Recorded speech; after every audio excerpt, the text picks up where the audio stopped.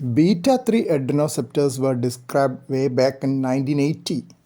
They increase lipolysis, oxidation of fats, expenditure of energy, and the action of insulin. Hence, they have been thought to be important target for the treatment of diabetes mellitus and obesity.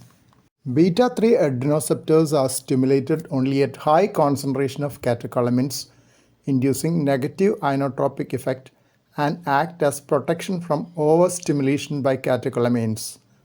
Thus, beta 3 adrenoceptors are rather antagonistic to beta 1 and beta 2 adrenoceptors.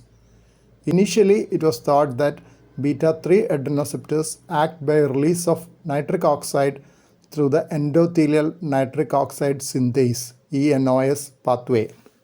Later, it has been shown that other nitric oxide synthases were also involved in the release of nitric oxide by beta 3 adrenoceptor stimulation, namely inducible nitric oxide (INOS) and neuronal nitric oxide (NNOS).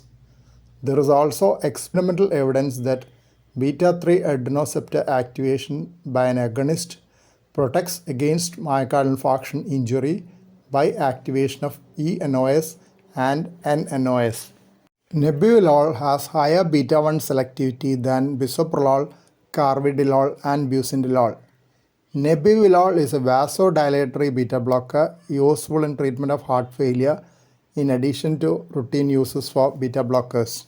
The vasodilatory property of nebuvolol is probably mediated through stimulation of beta 3 receptors, which in turn leads to endothelial nitric oxide synthase activation, resulting in the release of nitric oxide.